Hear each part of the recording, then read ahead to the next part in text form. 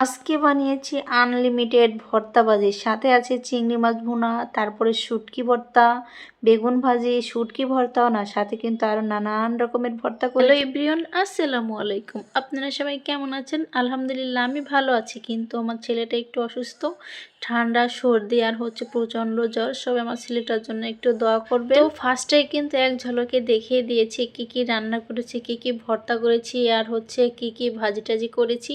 তো এগুলাই নিয়ে থাকছে কিন্তু আজকের ভিডিওটা। তো ভাই ভর্তা হলে আর কিছুই লাগে না বলতে পারেন, আমি একজন ভর্তা লাভার।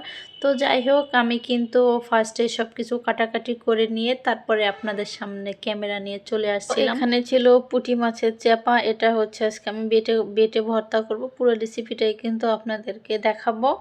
তো আপনারা মন দিয়ে যদি দেখেন, আমার মতো যারা যারা শুটকি লাভার কিংবা ভর্তা লাভার, তাদের অনেকটাই উপকার হবে আমার মনে হয়।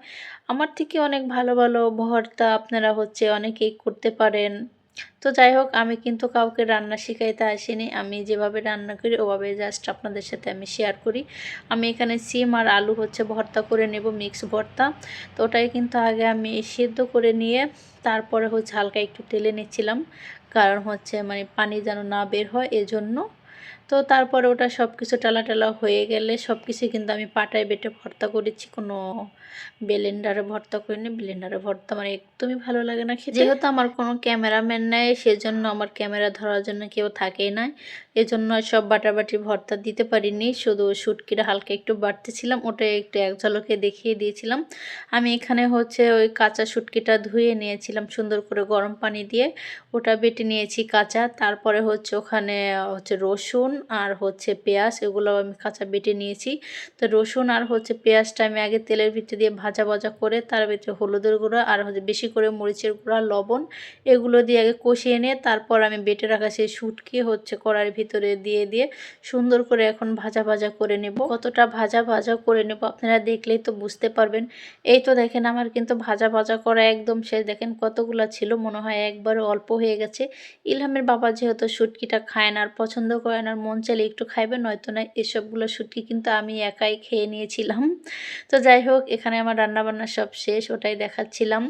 তো বেগুন ভাজি করেছিলাম, আর সকালের ভাজি ছিল, আর হচ্ছে এখানে সিম আলুর ভর্তা ছিল, ধনিয়া পাতা ভর্তা ছিল, শুটকির ভর্তা ছিল।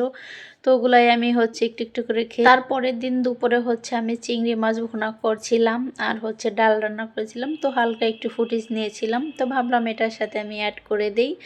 তো পুরা ভিডিওটা দিচ্ছি না। চিংড়ি মাছ ভুনা, সবাই আমরা চিংড়ি মাছ ভুনা করতে পারি, ডাল রান্না করতে পারি। আমি কিন্তু আগেই বলেছি আমি এখানে কাউকে রান্না শেখাতে আসিনি, আমার জাস্ট রান্নার ভিডিও ভালো লাগে, সেজন্য আপনাদের সাথে আমি শেয়ার করি। তো যাই হোক, আজকে কিন্তু এই পর্যন্তই। সবাই ভালো থাকেন, সুস্থ থাকেন এবং আমার নেক্সট ভিডিওর জন্য অপেক্ষা করেন। আল্লাহ হাফেজ।